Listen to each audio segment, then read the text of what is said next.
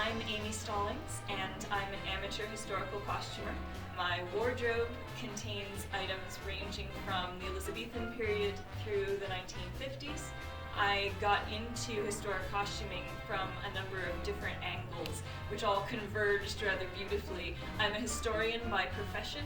I am also an actress, and I have a theater background, and I'm also a dancer. All of these things sort of led me into making clothing that I could wear myself for some of these occasions. I like to dress up.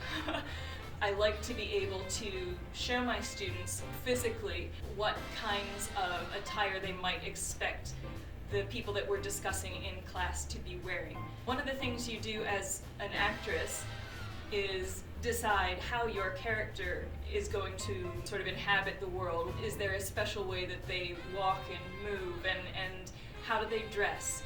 You can work within that to sort of get inside the head of your character, and I think that what applies on stage in that regard can also be applied to history to a certain degree. And the more you understand some of the constraints of the clothing, some of the freedoms that the clothing provides, just what it felt like to live and work and play in these clothes. How might the clothes affect things like posture and movement, and in what ways did that inform things like social etiquette? You can take a look at a vintage pattern or drawings of extant garments and ask yourself, okay, what is the way this garment is being cut telling us about the kind of society that this garment was being made for? And what can that tell us about, economics or class? So I first heard about Fabric Hut many years ago from some of my friends in the 18th century dancing community up in Williamsburg, who swore by the silks that they could find here and would drive down specifically whenever they were constructing a new gown. So that intrigued me. But in fact, the first time I visited, it was with my theatrical costuming friends. One terrific thing about Fabric Hut, I think, is that it's known by and appreciated by both the historic costumers and the theatrical costumers.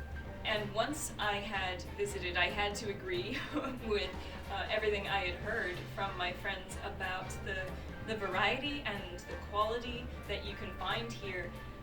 And this became the place I turned to in times of trouble, I suppose you might say. Whether I am looking for something really specific for a particular project that I already have in mind, whether I'm just looking for inspiration for that one fabric to call to me from the shelves, I can find both here, and more fabric than I intended calling to me. It's just a terrific resource, both for fabrics and also the trims, the buttons, and other finishing touches and elements that really add a little extra pizzazz and make a project memorable and make it stand out. And I'm very grateful to have Fabric Hut here for when I need that something special.